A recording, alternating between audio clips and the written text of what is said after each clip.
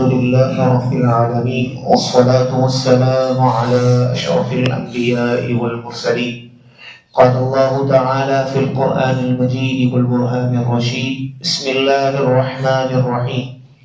يا أيها الذين آمنوا كتب عليكم الصيام كما كتب على الذين من قبلكم لعلكم تتقون.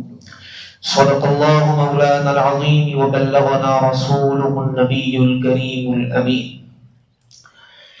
الحمدللہ کل کے درس رمضان میں ہم نے سورہ بقرہ کی آیت نمبر 144 سننے کی سعادت حاصل کی تھی. کل کی تراویح میں پارہ نمبر 2 مکمل ہوا اور پارہ نمبر 3 کا نصف تک پڑھا گیا. پارہ نمبر 2 کے اندر ہی اللہ تبارک و تعالی نے سورہ بقرہ کی آیت نمبر 183 میں ایک حکم ارشاد فرمایا، جس کے حوالے سے چند باتیں ہم آج سننے کی سعادت حاصل کریں گے. اللہ تبارک و تعالی کا ایک نام حکیم ہے، اور حکیم کا مطلب ہوتا ہے جس کے ہر کام کے اندر کوئی نہ کوئی حکمت موجود ہو.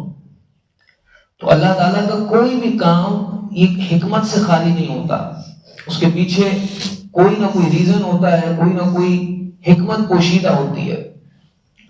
اللہ نے رمضان شریف کے اندر ہمارے اوپر روزوں کو فرض فرمایا اے ایمان والوں کتب علیکم الصیام، تم پر روزے فرض کیے گئے ہیں جیسا کہ تم سے پچھلی امتوں پر کیے گئے.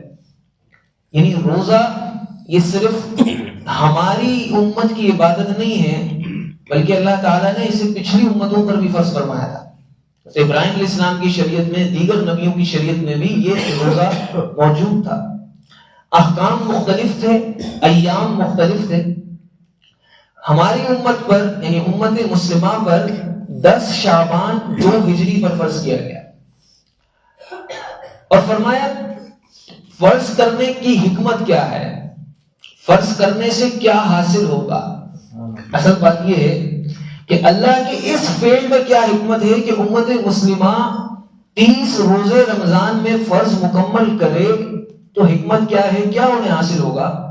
اللہ فرماتا ہے اس لیے رکھو لعلکم تتقون، تاکہ تمہیں پرہیزگاری حاصل ہو جائے. اس کا مقصد یہ ہے، اس کی حکمت یہ ہے کہ تاکہ تمہارے اندر تقوی داخل ہو جائے. اب سوچنے کی بات ہے، روزہ کیا ہوتا ہے؟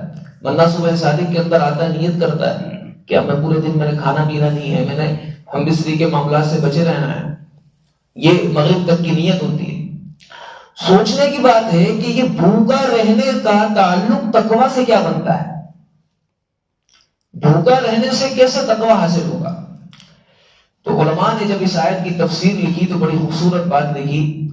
فرمایا کہ جب بندہ بھوکا رہتا ہے تو اللہ نے اتنی حلال چیزیں اس کے سامنے رکھی ہیں، دل چاہتا ہے، نفس چاہتا ہے کہ میں اس حلال کی طرف جاؤں، لیکن اللہ نے روزے کے ذریعے حلال کے اوپر بھی بریک لگا دیا.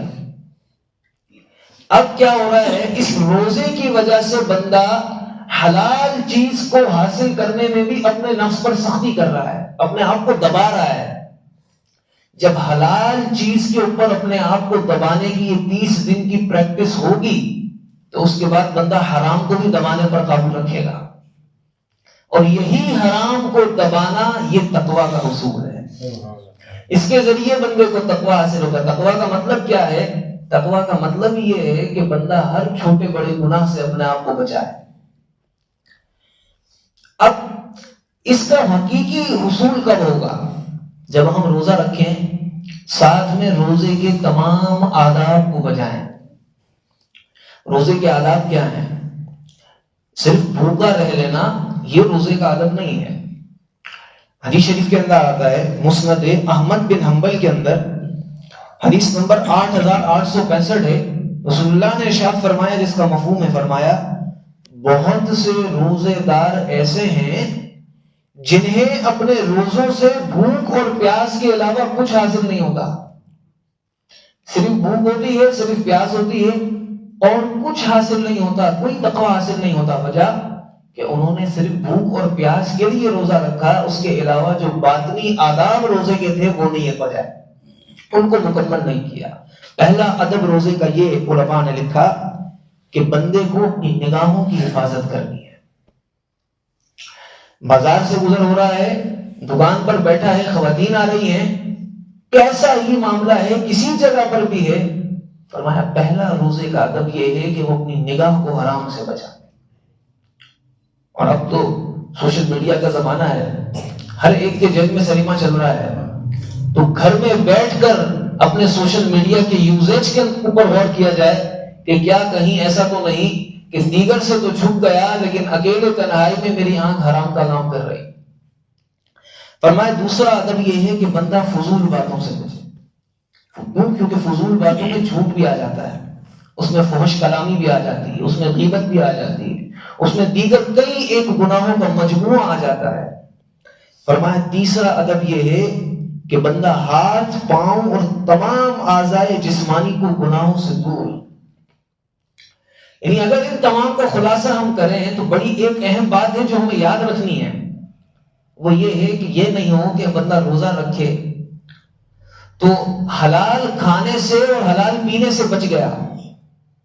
روزہ رکھا، حلال کھانے سے اور حلال پینے سے بچ گیا، تو ایسا نہ ہو کہ حلال کھانے اور پینے سے تو رک رہا ہے لیکن حرام دیکھنے سے نہیں رک رہا، حرام دیکھنے سے نہیں رک رہا، حرام سننے سے نہیں رک رہا. دیکھیے ہمیں غور کرنا ہے کہ ہمارے روزے کا شیڈول کیا ہے. بسا اوقات لوگوں نے یہ ذہن بنا رکھا ہوتا ہے، صبح اٹھے، فجر پڑھی، روزہ رکھا، سو گئے جناب، ظہر میں اٹھے، ظہر کے بعد کچھ دیر جو ہے نا وہ ایک شیڈول ہوتا ہے کہ ٹائم پاس کرنا ہے. اب ٹائم پاس کے اندر بھلے یوٹیوب پر کوئی سیریز ہم دیکھ رہے ہوں، کوئی ڈرامہ ہم دیکھ رہے ہوں، ہم نیٹ فلکس پر ٹائم گزار رہے ہوں، ہم ٹک ٹاک پر ٹائم گزار رہے ہوں، یہ بھی سب چلتا ہے. کسی فلم کا لوگوں نے معمول بنایا ہوا ہوتا ہے، یہ دیکھنا ہے جناب، یہ دیکھنا ہے. پبجی کا اور بہت ساری گیمز، ویڈیو گیم کے اندر ٹائم جو ہے وہ ضائع کیا جا رہا ہوتا ہے. تو پھر یہ روزے کا حصول نہیں ہوتا، یہ تقویٰ کا حصول نہیں ہوتا. اور فرمایا ایک ادب یہ ہے کہ بندہ خالص حلال کھانے سے افطاری کرے اور افطاری میں کم کھانا کھائے. کیونکہ حصول مقصد کیا تھا؟ نفس کو دبا کر اللہ کا قرب حاصل ہو جائے، نفس کو دبا کر حرام کاموں سے بچنے کی پریکٹس ہو جائے.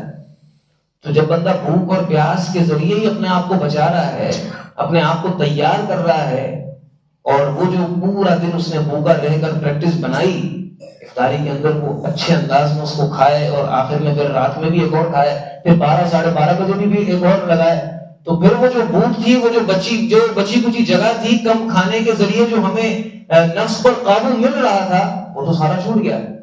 ہم نے تو بلکہ اور ڈبل ٹپل کر کے کھا لیا. تو فرمایا یہ ادب ہے کہ افطار میں اور ان تمام معاملات میں کم کھانا رکھا جائے. اور یہ آخری ادب ہے کہ جب روزہ مکمل کرے تو اپنے دل میں خوف بھی رکھے اور امید بھی رکھے.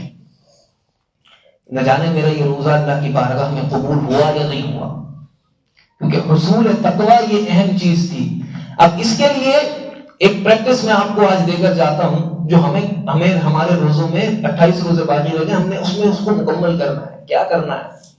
ہم روزانہ صبح کے ٹائم جب روزہ رکھیں گے تو ہم نیت کریں گے کہ میں آج کے روزے کی نیت کرتا ہوں، وہ بھی صوم غد نویت من شہر رمضان. ہم اس طرح کی نیت کریں. اس نیت کے ٹائم پر آپ ایک اور نیت شامل کریں کہ یا اللہ یہ روزے کی نیت کرتا ہوں اور میری نیت ہے کہ میں اس روزے کے ذریعے تقویٰ حاصل کروں، یا اللہ تو اس کے حصول میں میری مدد فرما.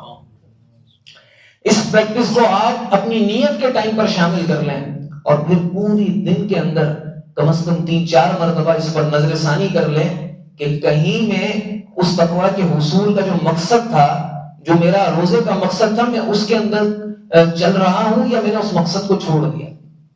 جب ریمائنڈر 1-2 دفعہ ہم اپنے دن میں اپنے آپ کو کرائیں گے کہ بھئی میرا مقصد بھوکے رہنے کا یہ تھا، اب دیکھ لو میں پورے دن میں کیا کر رہا ہوں.